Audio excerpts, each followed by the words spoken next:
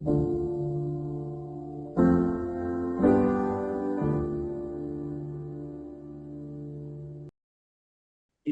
there's like times where life feels kind of dull, and you're just like, oh, it's the regular routines. You just work and then you come home and you do whatever you do. But then there's those few moments where you run into someone and you have a conversation. You're like, wow, I really needed to hear that. That was amazing. I feel inspired. That happened to me about a month ago with you when I ran into you at that party. The conversation you brought to the table was really good, man. Especially the part about traveling and how your dad had once told you, don't get any wrong ideas here. We're traveling, we're here just to pray in another country. Is that what he said? Yeah, yeah. My, I thought you were going to say something completely different, but yes, that's what my dad said. Um, it was it was my first time like leaving internationally, traveling internationally, and then he brought me to the side before it was by me and my friends were going by ourselves, and he like brought me to the side. He said, Ibrahim, I don't want you to get this like confused. When you travel, you're not there to do anything but just go pray in another country. And I remember when I was 18, I thought I was like, man, this guy's crazy. You know, like this is that's the craziest thing I've ever heard in my life. I'm like, let me have fun. You know, but I've alhamdulillah, I've been to many countries since then, and I think the most memorable points of any part of the trip is always connected to when we're praying. And I think there's a deep element to it. Maybe it's a reflective element, a meditative element. I don't know, where you're maybe in another country. Like, my last trip in Kazakhstan, the memory that keeps screaming at me is when I was there in the middle of nowhere. And it was complete darkness, complete quietness. And I'm in the middle of the steppe. That's what Kazakhstan is known for, the steppe. And the only thing there is the wind. There's not a single tree, just the wind, the grass, and there's horses. And we're camping in the middle of nowhere. And it's nighttime, and then the stars above us. And we were praying. And we reflected after. But it was that moment, like, we sat there and we didn't say anything to each other for like 10, 15 minutes. And I don't know why. I had a crazy trip in Kazakhstan, but that memory is so etched in my brain. But that's what my dad said. And as I've traveled more and more, I've found that to be more and more true, honestly. Yeah. It's I think it's the reflection at the end of the day. It's realizing that I'm here, and how did I get here? And I'm blessed to be here. And then the biggest one is, why am I here? And I think a lot of us, we don't use prayer for that moment. Why am I here? What's my intention? A lot of us Um, don't. You're so right. Yeah. so Which makes me wonder, where do you find it in you to stay that way? Because when you do travel, the excitement of being somewhere else definitely does tug at you. How do you remain kind of like firm and I got to keep to my prayers? I can't say, it's something you develop over time. I think the first person who ever kind of put it out there was my friend Abdullah. And he's a very, we have to pray, we have to pray, we have to pray on time, we have to do this. And then it wasn't until later on who built on top of that was my friend Muhammad Al-Tabba. And you may know him, Omar.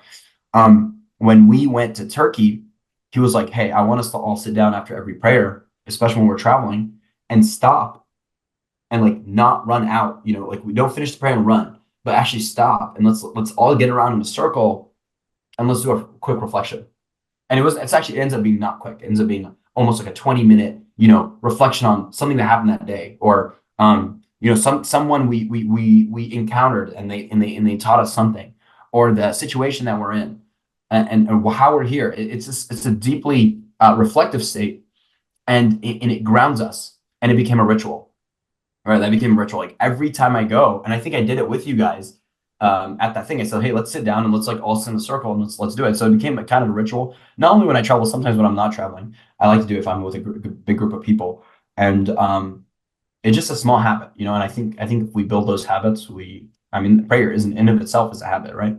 So just adding something on top of the prayer. Actually, the Ottomans realized that a long time ago, right? Like what they realized was that people were coming to prayer and they were just running out, and they didn't like that, so they implemented this sort of call it a procession or a cultural, not a cultural thing, a procession. It was just a thing that you had to do after the prayer. And they would sit everybody, and I don't know if you've ever been to Turkey or any post-Ottoman country, with the exception of maybe in some Syrian and Egyptian mosques, they don't do it. But the vast majority in Turkey, Kazakhstan, Uzbekistan, these areas, they do the same where after you're done, nobody gets up and leaves. And you don't see that. Like if you go to Click or somewhere here in Houston, no, people pray and they go or they walk out. No, they I sit down, bounce. and then there is this thing, a group, gathering, group procession. The guy, it goes something like you say the Fatiha, they say Ayat al-Kursi, and we all do the tadhkirat, Allahu Akbar 33 times, SubhanAllah 33 times, Alhamdulillah 33 times. And then after that's all done, there's a group dua. And then on top of all of that, then everybody goes and does their sunnah prayer if applicable.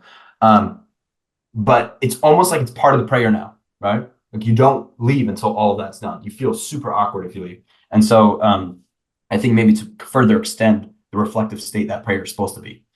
So the Ottomans actually implemented that, and then it slowly died down after the Ottoman collapse. Yeah, I remember you shared that, and I thought that was very beautiful.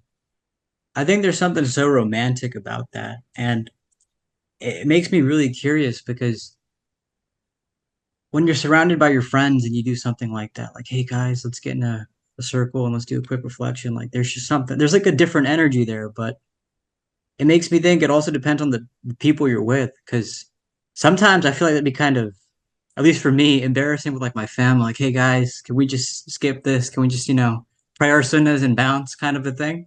So what do you Yeah, think yeah. about that? Just I guess the romanticization of certain rituals and then the people you're with and how that makes a difference.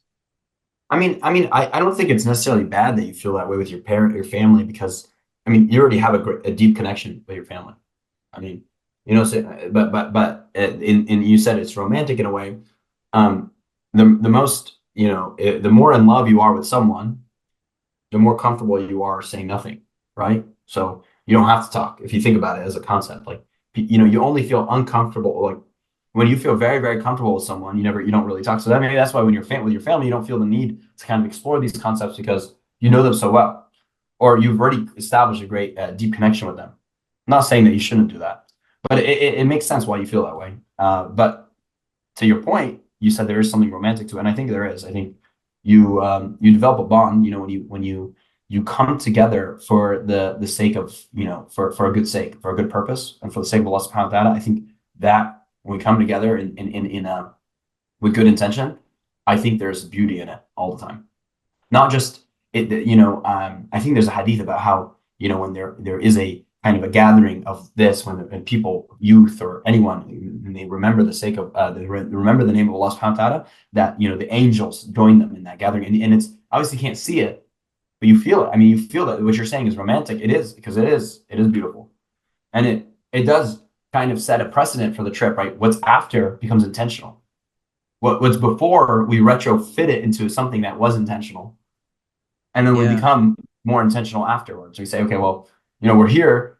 That one guy, you know, said this and that, and now we're going to think about that. We're going to go about ourselves maybe in a way that's maybe more fitting, right?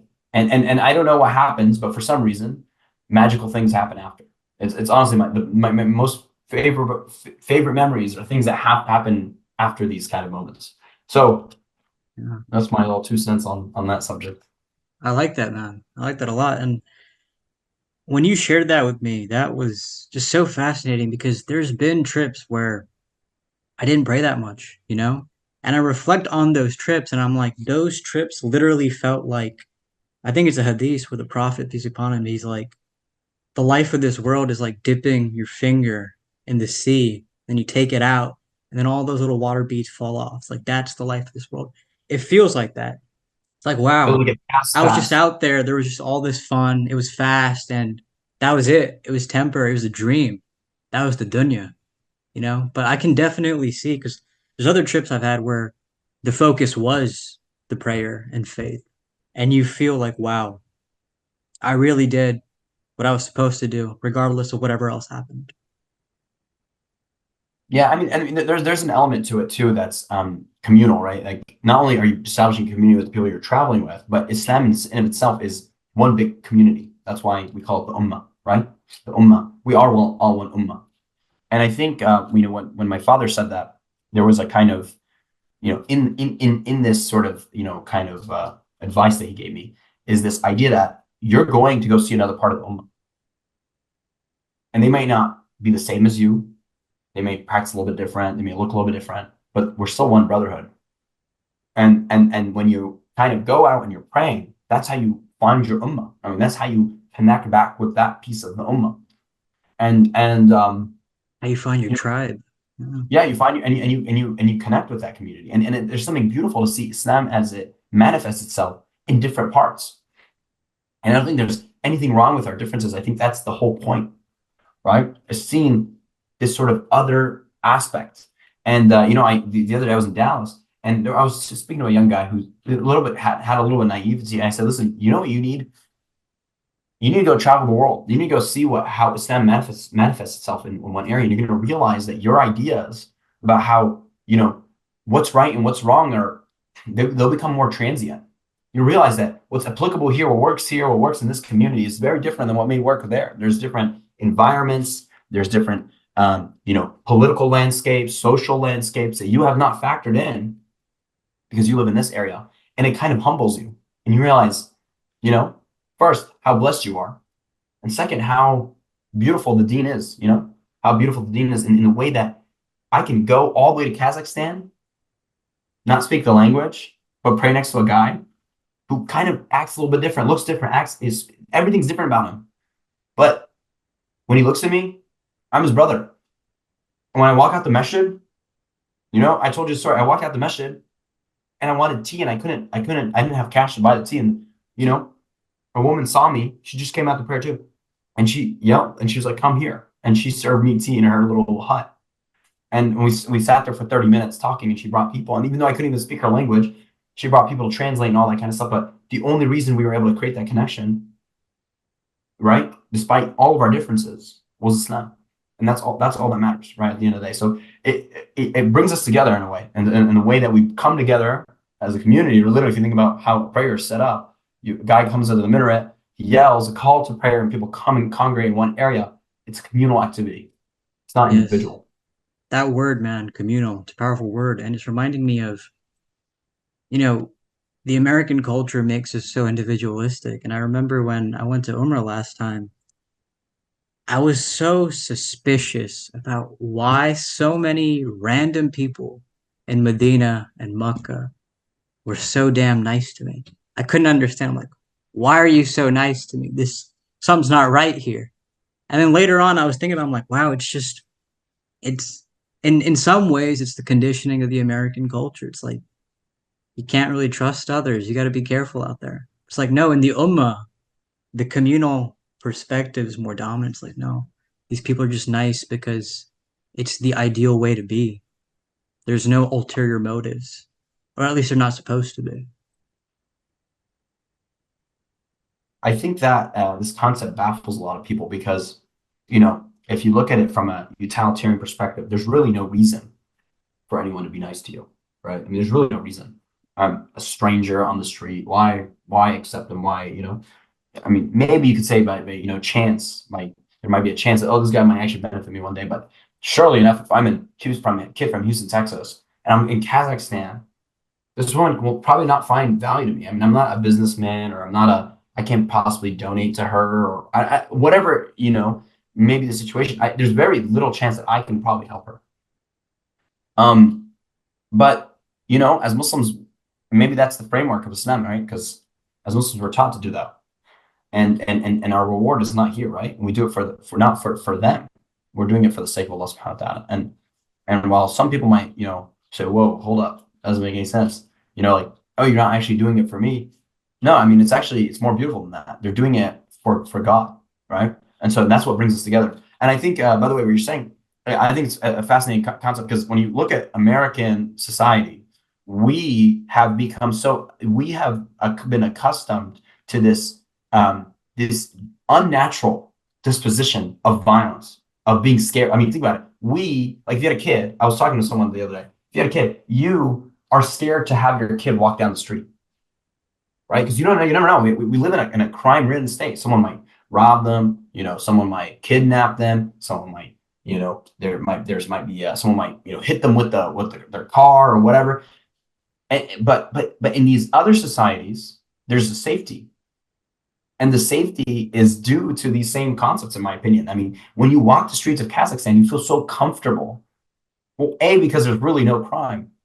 And because of this, we've grown up in two different ways. We, like you just said, you feel, pushed away from people. You don't trust people. Over there, the natural disposition is to trust everyone.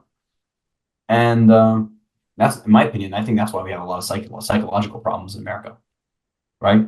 I mean, when I was a kid in Syria, I was 6 years old. My mom would tell me, go to this, go buy us like, kusa, go buy us tomatoes, right? And I'd go down the street, walk across, a couple alleyways and then have money, deal the money. The guy didn't cheat me. No one robbed me. No one kidnapped me. No one yelled at me, but she was totally comfortable with me walking the streets of Syria and coming back. And I had to interact, engage with a lot of individuals who are not my family, not my friends, and come back. And the same thing, go run to your grandma's house. And we lived in this secure, environment. And because you live in a secure environment, you're constantly having to engage with other people of your society. You together get kind of meshed and melted into one identity, a communal identity. Does that make sense? Like when you are constantly have to be engaged in many different people, you slowly start shifting your attributes to the mujtama, to the community, right? To the community's attributes. Does that make sense? Like the streets begin to raise you. Yeah, you're right. Yeah. I remember my grandma, she had shared something similar, like growing up in Pakistan. She was like, the neighbors' kids were all the neighbors' kids. There were no differences like that. We're all just, you love each other the same way as you would if they were your own by blood, kind of a thing. Oh. I do hear you. Yeah. It's a good point, man. But that leads me to ask you something interesting about faith. For a long time, I've been curious about this thing and I haven't quite found an answer. Faith fluctuates in a person. Sometimes it's high, sometimes it's low. When it's low, you need patience. The thing about patience is it's very rare in the world. Mm. So, what do you do in those moments where your faith is low? You don't have a whole lot of patience. That's a very complex question. I'm not even sure if I have an answer. Um, I was trying to look it up, but unfortunately, I'm not gonna, be able to quote this exactly. But Imam Nawawi, rahimullah, he writes his book. It's called uh, The Gardens of the Righteous. It's like one of the most well-known books, read books, and he like categorizes certain Islamic topics from like A to Z, and then as with the tradition of like writing a book, normally you begin with the most important, and then you kind of like less important, less important. He begins the first most important topic. He says the first one. Imagine he's trying to say, how do you become a righteous person in Islam, right? Like, what's the first topic he's going to talk about? And he picks intention. Weirdly, well, not weirdly, but it is weird that to me that sabr comes somewhere in the top five, something like that, top five or top six. And in my head, I feel like there's other things that are more important than sabr. And I never think to myself, like, when do I have to be patient? Like, I just feel like it's not something I have to constantly think about. But I've been perplexed by this concept for this notion for a while. Honestly, like ever since I read it, I was like maybe 4 or 5 years ago, I stumbled upon this book and I start honestly diligently reading some sections of the book. But why is it the top five? And you start realizing like patience is really is ingrained in almost every aspect of your life. And like what you just said, your iman goes up and down. And I guess you have to have patience and a little bit of tawakkul, right? That maybe things are going to start making sense. And I always, I've struggled with this a lot. I heard my friend Abdullah one time say this dua, and I don't know if he says it a lot, but it reminded me of the dua of Zakaria in Surah Al-Maryam, and the chapter about Maryam, where he says like, he asked Allah subhanahu wa ta'ala to ja'alni ayah, like show me a sign. Like he's asking God to show him a sign. And Abdullah would say, God, show me your mercy, like show me signs of your mercy. He'd make this dua. And then I started incorporating that at the end of my prayer, right? Like God, like show me signs of your mercy, of your beauty, of your, like show me that every single day. So if I ever have a doubt, bless me with a sign, day in, day out. And so I make that kind of dua. And I hope it's getting answered. I don't know. No, I like what you're saying. You start seeing small things, right? You start like, wow, that's crazy. Like that's a coincidence. That's all it's a Yeah.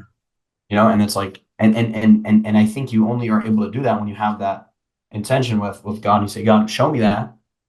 Allow me to see it. Allow me to see it. Allow you, you know, that's a powerful you phrase right know, there. what did Prophet Ibrahim say in the Quran? Like Allah subhanahu quotes him, he says, "Rabbi awzani an adhkura ni'mataka allati an'amta alayya."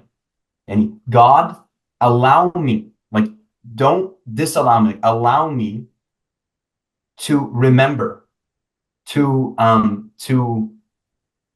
to be able to remember, not like God make me remember, like God allow me to remember the blessings in which you have bestowed upon me, right? And Yeah. it's a crazy thing. It's like because we're gonna go on our life, we start our day like this and we start deviating. That's how I see it. We always start deviating. An idea of salah is to bring us back to that path, right? There's a straight path. We walk our life and then we start deviating, right? And then the point of salah is to bring us back. And upon bringing us back, one of those things is the same way we might start deviating. We might start forgetting the blessings that's happening to us. The Yes. signs, the coincidences, the things that God has arranged for You us. are very right. I've noticed like if you leave the prayers, there's an interesting thing that happens. It's as if you're inviting the darkness of the world onto you. Gets really dark. And then the moment you pray, you realize, wow, I really needed that. That was like a medicine. It was like an antidote of its own. It's very fascinating. The what Ibrahim alayhi salam, what he said, is that after he spread the dead birds? Is that what you were referring to? Or is I it have something no else? idea. I have no Yeah. idea, to be honest with you. I know it's from the Quran. أوزعني أن أذكر نعمتك التي أنعمت علي وعلى والدي. So he also says, like, allow me to remember the blessings that you have bestowed upon me and my father. So I'm not exactly sure. Maybe you can stitch that together. What part of the story or journey that he was on when he said this? But it is a beautiful prayer. It's a beautiful dua to make, right? So we let us not ever forget. And that's reality. I mean, me and you, all of us here in America, we shouldn't forget that inherently we have a blessing that we don't see. The other day I saw like some like, I don't know. There's literally like a god in India that's like that people pray to in order to get a visa to come to America. Doesn't Right? Like surprise me. how many people out there every single day? Like there's probably a billion people that would want to be in your position today. But you are in this position. And the idea is don't ever forget that. And ask God to never let you forget the position and the blessing that you inherently are in. 1 billion other people want to be in your position. The question, what are you going to do in that position? Why is it so valuable that 1 billion people want to be there? And you're not special. You kind of just got lucky if you think about it. I mean, I got lucky. I'm a Syrian kid, right? Like I'm Syrian. All my cousins were not born here. I should have been probably born in Syria in a war zone, but I'm here. And all of them want to be here. Not just them, everyone else too. And I think that's maybe the reflective state. I mean, thinking about your position, you say you get an ebbs and flow in the faith. I think we should have a lot of faith. The fact that we are here. I mean, that's just some. It's a miracle in of itself, and we need to start looking at ourselves and say, "Hey, let me count my blessings, and my blessings are really large." Yes, yeah. Not just about counting the blessing; it's doing something with the. That's what I think. I think people just say appreciate what you have. I think we need to go a little bit past appreciation. We say, well, what am I going to do with that? You know, why? Remember, I asked you like, why am I here? That's the kind of reflection. Why Me, you, Omar, let's do it right now. Why are we here? What's our purpose? I mean, not why are you in Cyprus and why are we on this call, but why are you in America? Like, let's begin even with that fact. I mean, what's our purpose? And I think we owe something to some people out there. Sheikh Omar, he had this very interesting thing he said one time. He said, prophets are thrown into arenas where they're supposed to have the most effect, or something like that. I remember when he said that, I was like, wow, it's so true. And he was referring, I think, to us Muslims in America. We're in this arena because this is the arena where we're supposed to have the most effect in.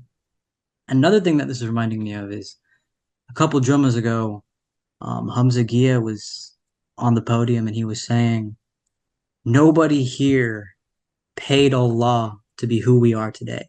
And that was so profound to me because, like, wow, he's so right. I mean, simple words, but so true. Like, what did we ever do for Allah? What promise or agreement did we ever make to be who we are, to have all the amazing things that we have, good and bad? It's like nothing, not a single thing, but we just happen to be.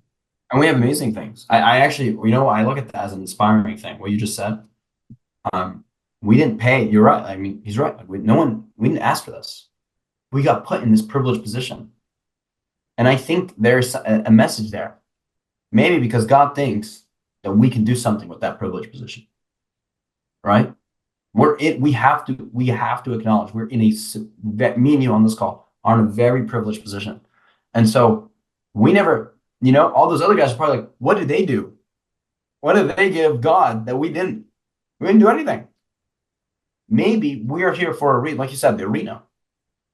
We're in an arena, and maybe we have to do something with that, right? And I think it starts with a deep reflection. Like, what am I going to do? How am I going to show? How am I going to take the blessings that are around me, the skill sets that have been put, my mentality, maybe my community that I've been around, and leverage that to be the best version of myself, to get back to not just this mini community, but to the broader Muslim community. And my dad told me the other day. He said, the Prophet said that um, uh, uh, the strong Muslim is better than the weak Muslim. Right? It just says it's such a simple. The strong Muslim is better than the weak Muslim. Like, be a strong Muslim. And he said, was like, well, and he was giving his own interpretation there. What is strength?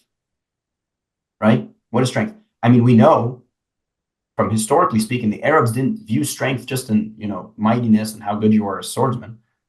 The Arab tribes, the leader of the Arab tribe was not the strongest or the most skilled at fighting. And you can go read about this. The Arab tribes, the leader was the person who was academically, or maybe from a literary perspective, the most advanced. He could come up with the most beautiful poetry. And to them, in that cultural context, that was power. That was strength. It was so important, if you were good enough, your poem, you would represent your tribe and it would be up on the Kaaba, right? So to them, that was power. Today, what's power for us? I mean, it doesn't have to just be strength. We have to think, what can we do, me, you, everyone, to advance ourselves in this position that we're in, to put ourselves in a position of power? And that could be anything. I don't know. And the first thing that came out is, I think in today's society, I think money. I think we have to advance ourselves in that way because money is the power today. So Yeah. that's my right. But it's don't be it's there's no beauty in being weak, whatever it might be. It's a cult. It's really a contextual thing. Weak can be interpreted in different ways, but there's nothing beautiful about being weak. I love everything you're saying. This is really good, man. There's no beauty in being weak. That is such a fascinating statement, but I can see where you're going with that.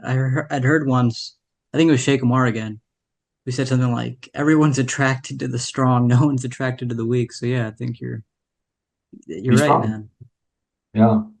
Do you think so? You think there can never be beauty in weakness? I mean, I know it's a complex thing, but I'm not just a I'm thinking, yeah, I'm not a philosopher. I mean, I'm sure there's beauty in weakness. Um, I'm sure there's beauty in some weakness, right? And I But it is think desirable to be what strong. is weak? Okay, so but here let me answer that question because I think there's actually something quite profound in that statement. What is weakness? Like what is weak? I think it's not we as humans, we're objective about weakness, right? Like we may look at someone in Somalia who can't eat, or in Sudan, right? Who doesn't have any food, a mother who has no food, no water next to her, no shelter, and we say, well, that's a weak individual. But maybe in her context, she's actually quite maybe the strongest. I mean, what is weakness? I don't think we know what we. I think we try to create elements of weakness, but the reality is we're not going to be judged based on that. We're going to be judged based, like Allah Subhanahu wa Taala says, "La yukallifu Allahu nafsan illa wasaha." Allah Subhanahu wa Taala will not test someone unless He will only test someone based on their capacity, on their wasa. Um, and so we're all going to be judged based on that wasa, that capacity. That's what Imam Nawawi says in his book too, right? We're all going to be judged based on our environment, what's actually capable of us. And so for her, maybe in the eyes of Allah subhanahu wa ta'ala, maybe she's weak to us, but she's the strongest person in this world, in his eyes. And so we don't know. The idea is let's live up to our maximum potential, to our wasa, to our capacity. Let's live up to the maximum capacity in which God has put in front of us. Yeah, man. So that's Fantastic that's words. my answer to that. It's fantastic. We have 7 minutes on the clock. How do you feel about that? I don't know. It kind of went back fast. How long was this? What was the timer? I don't even know how long we've been When talking. this ends, it'll probably be like 40-ish minutes. What do you Oh think? wow. Well, good conversation. I don't know. I feel like I talked a lot. I didn't hear from you. What's going on with you? No, but I loved everything you said, man. Mm. I really mean it when I say at that party, the things you were saying, they stuck with me. I mean, I thought about my friend Renee. He was like, dude, that guy, the stuff he was saying, he totally altered my perspective on traveling. It was That was good your friend. stuff. Renee was your friend. Say that again? I didn't know Renee was your friend.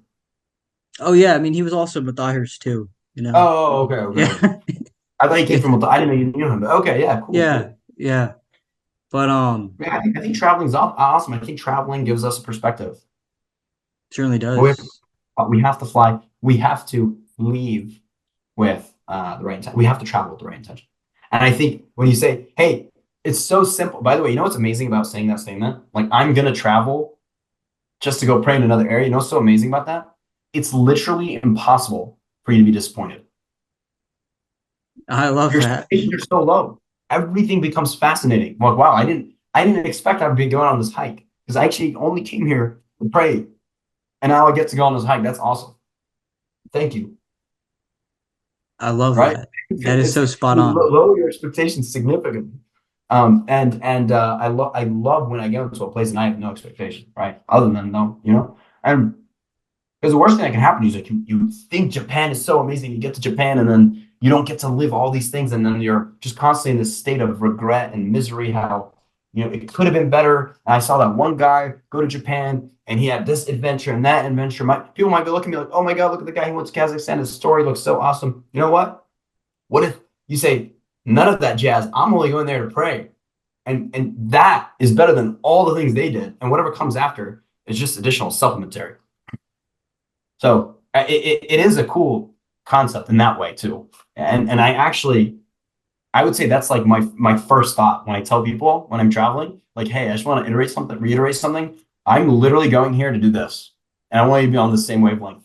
And the reason is this is the best thing that can happen to us.